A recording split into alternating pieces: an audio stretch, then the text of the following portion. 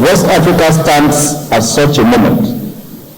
Across our region, citizens are demanding governments that are accountable, economies that are transparent, and public institutions worthy of their confidence. Yet, whenever institutions fail to ask the difficult questions, a dangerous silence takes hold. The silence of public resources disappearing without explanation, of contracts awarded without accountability, of public trust steadily eroding, and of communities watching wealth accumulate in the hands of a few, while schools remain underfunded, hospitals unequipped, and critical infrastructure neglected. It is this silence that weakens governance, undermines development, and threatens democratic legitimacy. Every anti-corruption institution represented in this hall bears a solemn responsibility to break that silence. Our collective mission extends beyond investigating financial crimes or prosecuting offenders.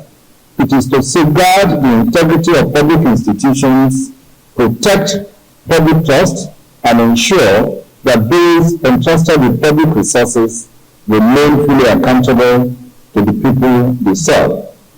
Achieving these noble objectives requires far more than robust legal frameworks or institutional mandates. It demands courageous, visionary, and transformational leadership. Leadership that is prepared to hold the rule of law without fear or favor, strengthen institutional independence, inspire public confidence, and leave behind institutions that are stronger than the individuals who lead them. It is therefore both an honor and a great responsibility to stand before this distinguished gathering at the leadership conference of the Network of National Anti-Corruption Institutions in West Africa, NACIRA. I commend the Economic and Financial Crimes Commission, the EFCC, and the leadership of NACIRA for convening this critical conference under a theme that goes to the very heart of our shared struggle, that is, quote, transformational leadership for effective anti-corruption institutions in West Africa, unquote. It is a theme chosen deliberately because history has shown time and again that the difference between an institution that merely occupies space and one that changes the trajectory of a nation is almost always leadership. To our distinguished delegates who have traveled from across the West African community to be with us in Abuja today, your presence here is itself a statement. It tells us that corruption, though it often hides behind national borders, will be met by a reserve that recognizes no such boundaries. It tells us that the fight for integrity in West Africa is not the burden of any single country, but a shared inheritance we have chosen to carry together. Corruption, as we all know, and we gather here today, can no longer be discussed merely as a criminal justice matter alone. It has evolved into one of the greatest obstacles to good governance, sustainable development, and shared prosperity. Every public fund diverted through corruption delays critical infrastructure, weakens public institutions, and stifles enterprises, and widens the gap between the promise of government and the everyday reality of our citizens. Ultimately, corruption deprives our people not only of public resources, but also of opportunity, dignity, and hope. If corruption is the antithesis of good governance, then accountability is its most enduring antidote. Significantly, accountability is neither a novel concept nor an imported idea. Long before transparency became the language of international conventions, Africa had already established accountability as a moral obligation Our forefathers expressed these timeless principles through various profound proverbs. And I'll give you one. A goat that grazes by the roadside must explain its fatness. The wisdom is unmistakable. Prosperity that cannot be reasonably explained will inevitably attract legitimate scrutiny. This principle finds expression today in asset declaration regimes, beneficial ownership transparency, financial intelligence systems, and unexplained wealth investigations. Public office is not a license for personal enrichment. It is a sacred trust. Those entrusted with public resources must always be prepared to account for how those resources are managed. Nigeria remains unwavering in its commitment to combating corruption through strong institutions and the faithful application of the rule of law. In recent years, we have strengthened interagency collaboration, enhanced prosecution strategies, improved asset recovery frameworks, expanded the use of technology within the justice sector, and deepened international cooperation in the tracing, freezing, confiscation, and repatriation of the proceeds of crime. These efforts underscore our determination to ensure that crime does not pay and that public confidence in the administration of justice continues to grow. Only a few days ago, gentlemen, the Supreme Court of Nigeria reaffirmed the effectiveness of our civil asset forfeiture regime when it restored the final forfeiture of 7 landed properties worth $2.05 million United States dollars and share certificates linked to a former governor of Central Bank of Nigeria. In doing so, the Apex Court overturned the decision of the Court of Appeal and restored the judgment of the Federal High Court, reaffirming the principle that assets reasonably shown to be proceeds of crime and unlawful activities may be forfeited in accordance with due process and the law. That judgment stands as a powerful affirmation that the rule of law remains the bedrock of our anti-corruption architecture and that our institutions are capable of delivering justice without fear or favor.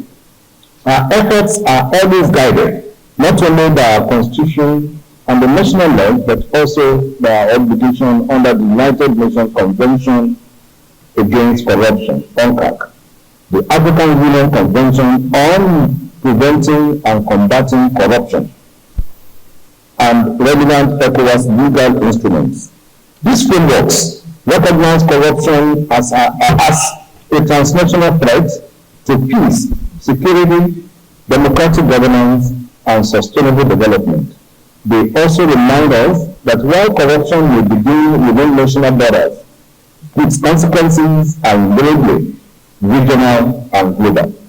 Nigeria has continued to support regional initiatives aimed at strengthening anti-corruption cooperation through ECOWAS, GIADA, and other multilateral platforms. Our experience has shown that effective recovery of stolen assets, the disruption of illicit financial flows, and the prosecution of cross-border corruption depend upon timely information sharing, mutual legal assistance, and sustained institutional trust. Permit me to share another piece of African wisdom.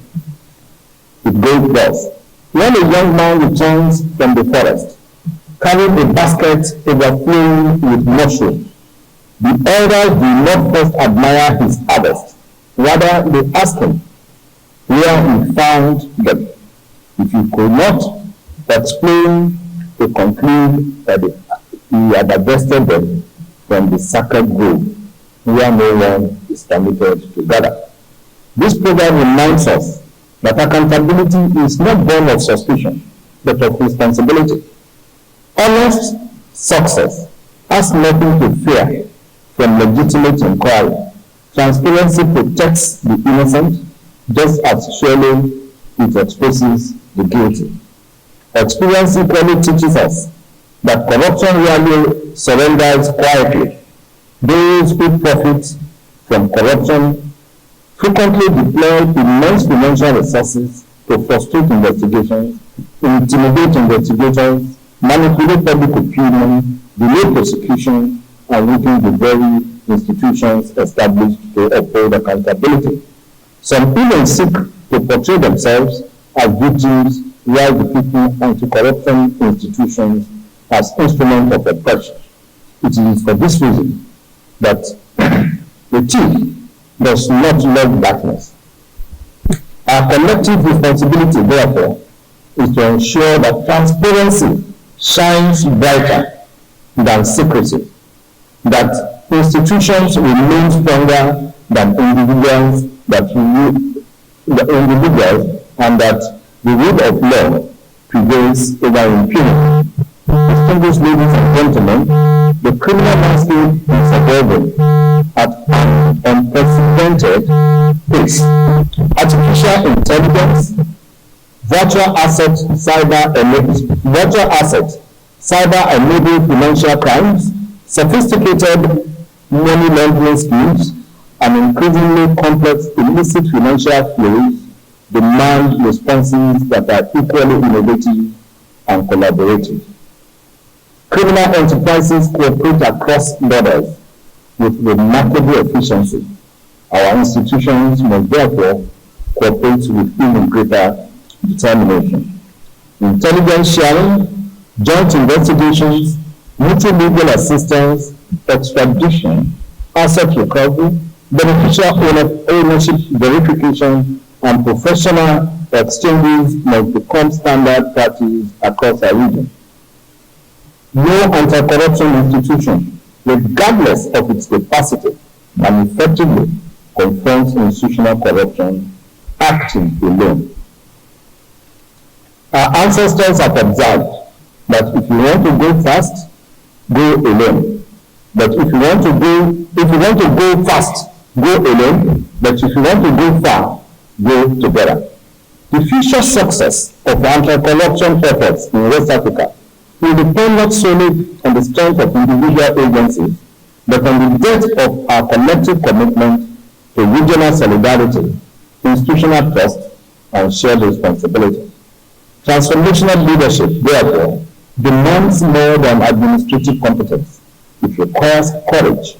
The courage to investigate without fear or favor, the courage to prosecute fairly and professionally, the courage to resist undue influence, the courage to protect institutional independence, and above all, the courage to build institutions that will remain stronger than the personalities who lead them.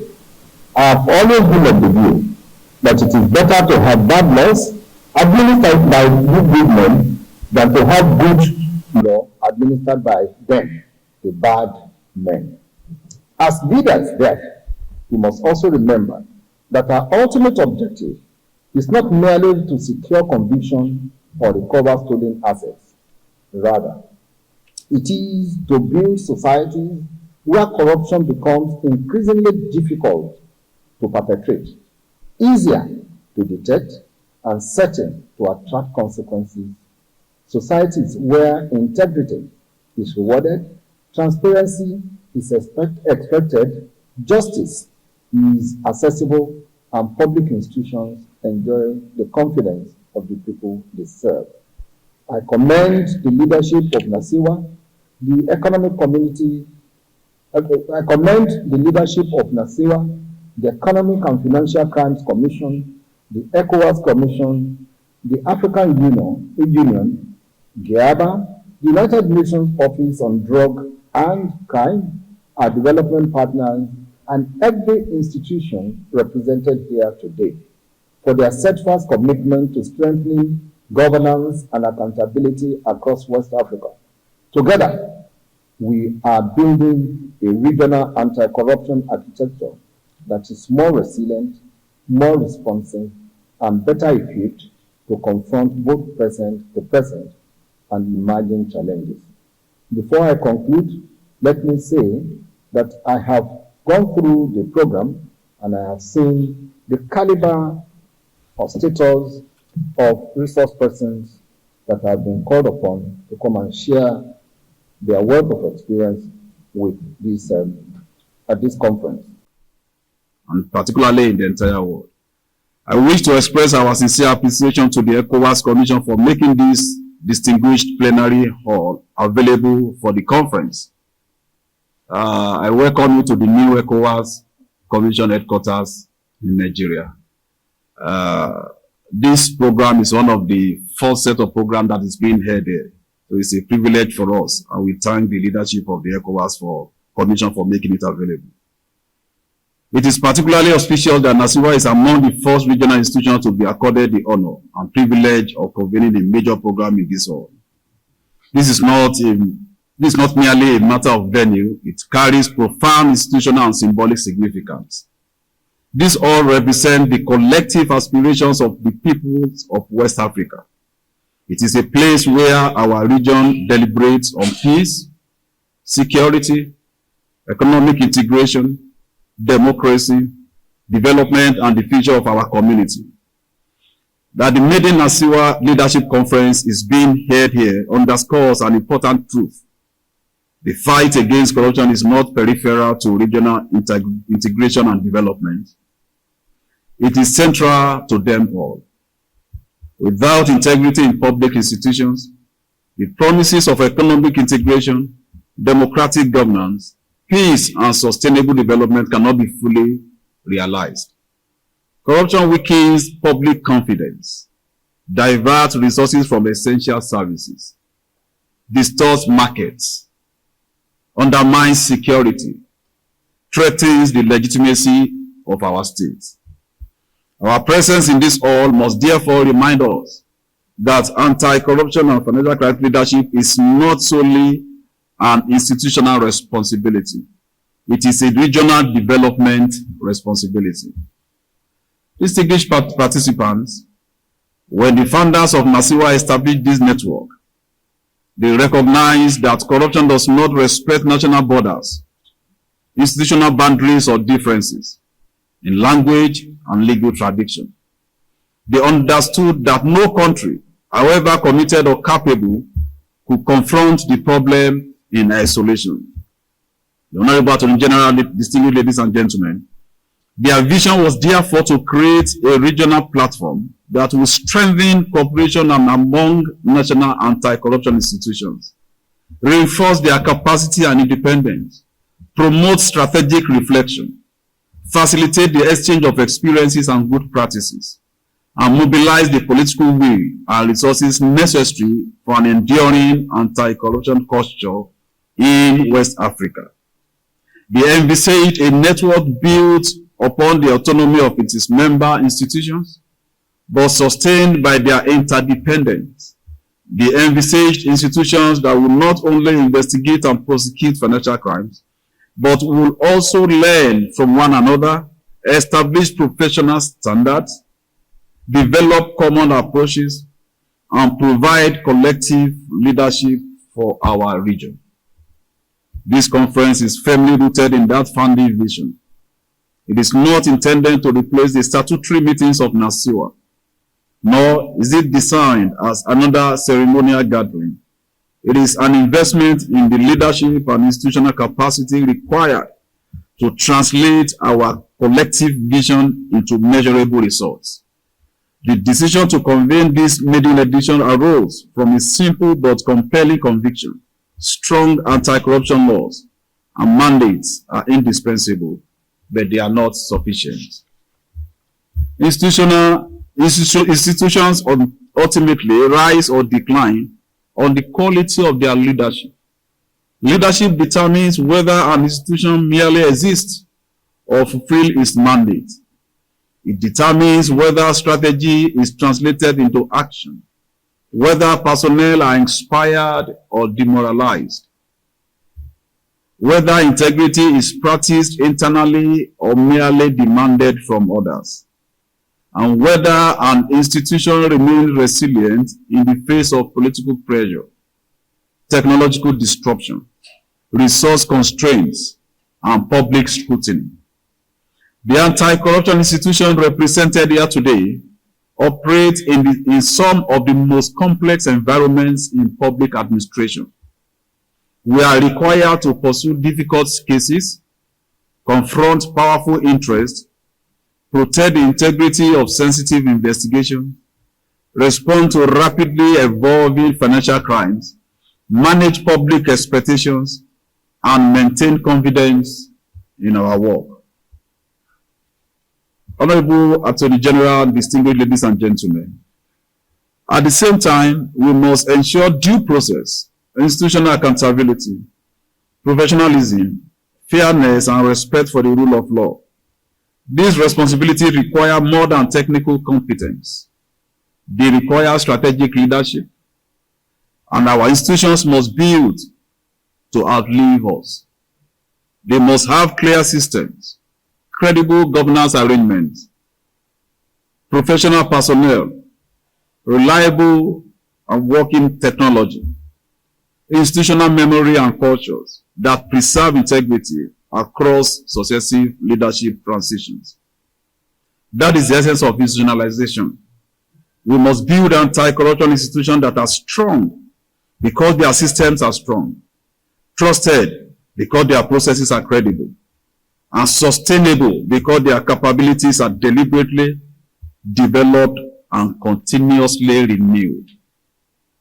This is why the theme of this conference, Transformational Leadership for Effective Anti-Corruption Institutions in West Africa, is both timely and consequential.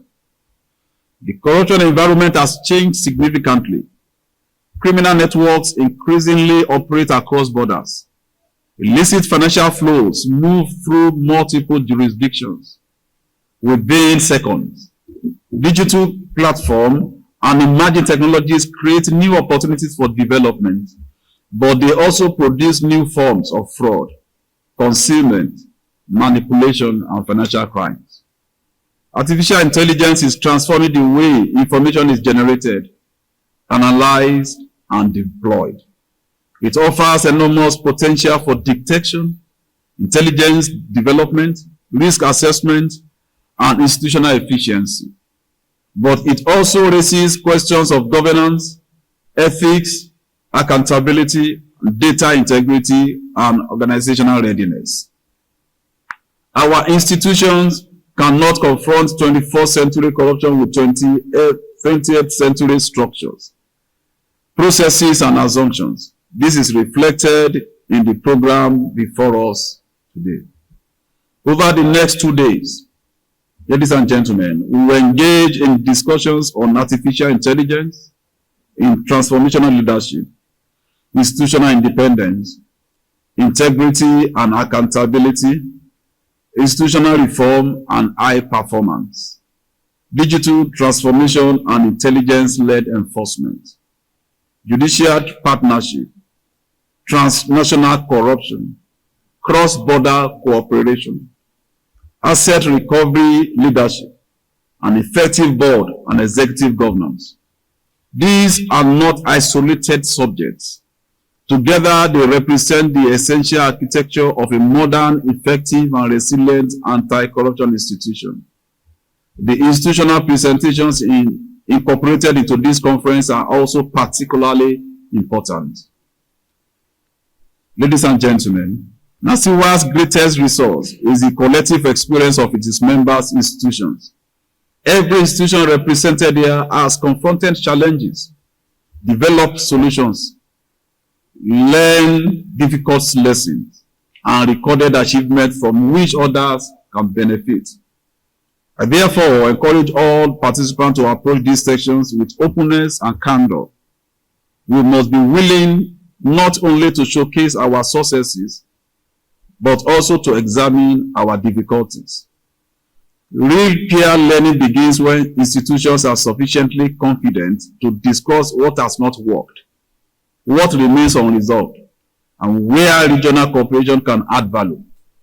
This conference is intended to provide a trusted environment for such dialogue. Distinguished participants, this gathering also forms part of the commitment of the current NASIWA Executive Committee to ensure that decisions of our General Assembly are followed by action. At the 7th Annual General Assembly held in Abuja in 2025, our member institutions reached important decisions regarding the future direction of the network and the strengthening of regional anti-corruption cooperation. The Executive Committee is determined that those resolutions will not remain confined to communiques, meeting records, or expressions of intent. We are working systematically to ensure their implementation.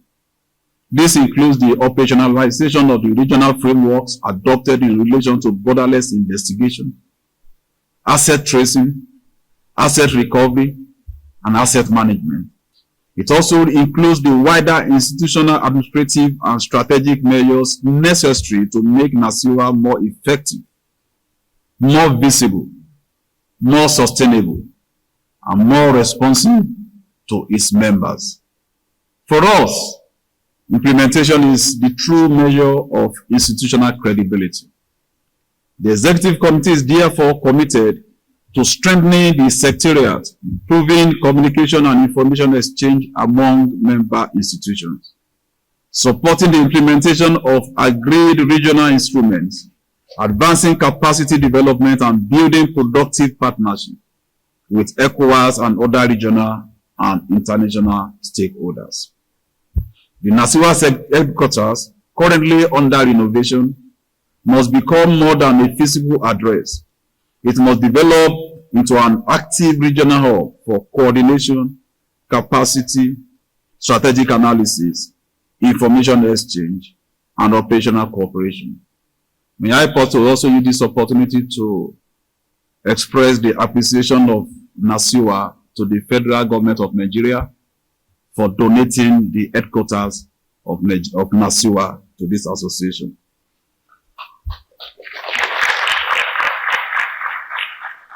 So we have to thank the President Bola Ahmed Tinubu, for such a good gesture.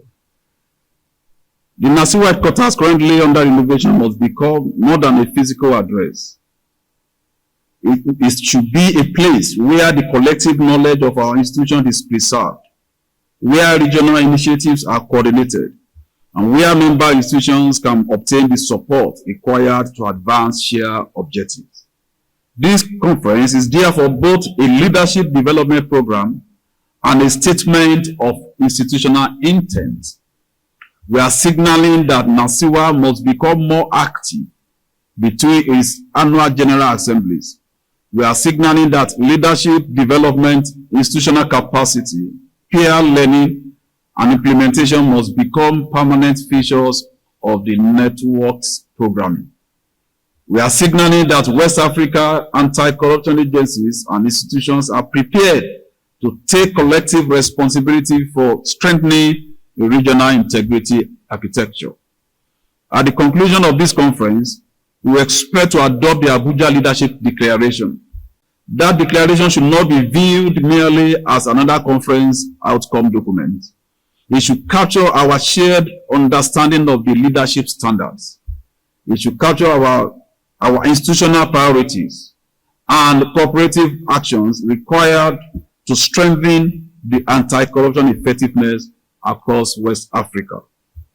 Therefore, it's our hope that it will reflect our commitment to institutional independence, ethical leadership, innovation, accountability, professional experience, and practical regional cooperation. More importantly, I hope that its principles will be carried back into our various respective institutions and translated into concrete reforms. Distinguished heads of institutions, we have been entrusted with mandates of immense public importance. Our citizens expect us to protect public resources, more importantly, hold wrongdoing to account, and defend the integrity of public institutions. They also expect us to demonstrate within our own organization the standard of integrity, accountability, and professionalism that we demand from others. We cannot therefore build public trust through enforcement alone. We must build it through consistency, fairness, transparency, competence, and institutional example. Leadership in anti-corruption must therefore begin from within. It must be visible in how we appoint and develop personnel, how we make decisions, how we manage resources, how we treat citizens, how we respond to mistakes, and how we protect the integrity of our institutions. As leaders, our legacy will not be measured only by the number of investigations commenced, prosecutions concluded, or assets recovered during our tenure. It will also be measured by the institutions we leave behind, the institutional legacy, whether they are strong, more professional, more resilient, and better prepared to confront the future than when we assumed responsibility. Permit me to also, by the side, allay our regular fears that we always express in our annual general meetings, both at regional level, even at continental level, even at the international level, when anti-corruption agencies leaders meet. And the fear that by the time you are through with that meeting, and probably when you are airborne back to your destination, and there could be announcements that you have been removed. So that sends fear into the mind of a lot of us who are leaders, and that also seems to affect our sense of commitment. But putting that aside, we must also continue to do our best until the otherwise happens. It will also be measured by the institution we leave behind. I therefore invite every participant to use these 2 days as an opportunity for honest reflection. Let us listen attentively to our facilitators. Let us share our experiences generously. My name is Theophilus Etetuo from Commission on Human Rights and Active Justice. We are a three-body institution, human rights, anti-corruption, and admin justice. So we are here to be part of this conference. It's a maiden one. And our expectation is that we'll be able to forge cooperation amongst the anti-corruption institutions. Though Ghana, we have an anti-corruption network, which is called the Key Accountability Institutions Forum, where we work among ourselves. But now we think crime is not within one country. It's now moving across the sub-region now. So with the conference, all of us can forge together so that if there's a case that we are handling, it is a cross-border crime, we can quickly contact our neighbors or the other institutions or sister institutions. Then you can fight it, and that will be the best way. Of course, you all know the leadership position of Nigeria within ECOWAS sub-region.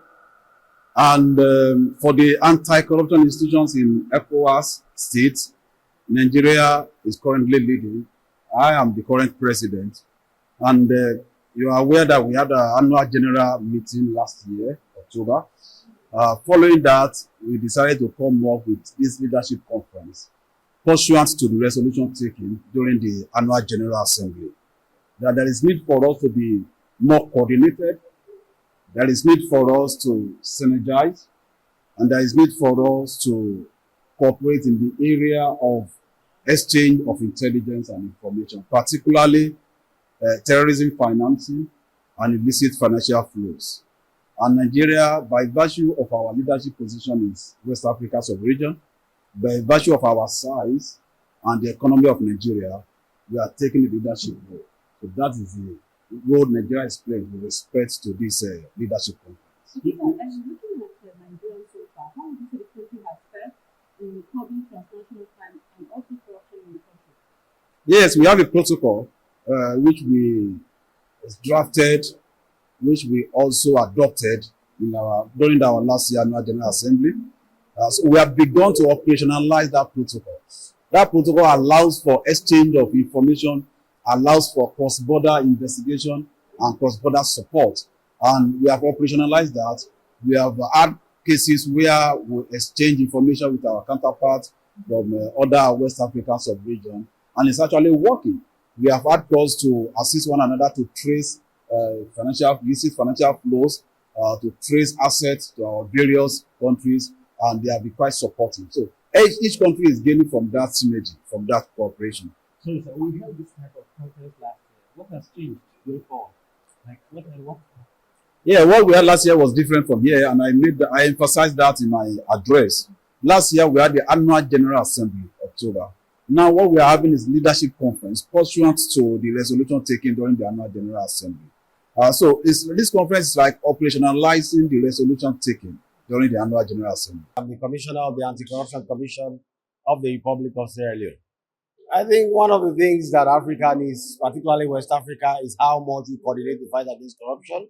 So having to listen to the welcome address by the chairman of the AFCC and then the Attorney General of the Federation of Nigeria basically anchors that and sends the message that we have to continue working together. There's a lot of efforts already in ensuring that, but we have to put in more to ensure that we West Africans work more together to tackle the scourge of corruption, which we know is a major problem in West Africa. But of course, a lot is being done about it, and we are all coordinating even better now to deal with it. One of the things that such conference does is to bring us together. We share. There is basically a learning and sharing of experiences. So we can bring ours, which includes what we do with naming and shaming, asset recovery, borderless investigation, and things that can help improve the fight against corruption in West Africa, taking the best practices from country to country. So we can take the best from Nigeria, and we also bring our best from Sierra Leone, and everybody benefits at the end of the day. I think there has been remarkable progress. I think we are better organized. We have better systems across the country. We have ensured that investigation, particularly borderless investigation, does not follow the usual hurdles that used to exist, which would make corruption last longer. So, for example, we can start an investigation in Sierra Leone today, and tomorrow I can call in a team from Nigeria to join in. So things are moving a bit faster, and we are better organized. We know ourselves. So basically, we are almost like one big country working together.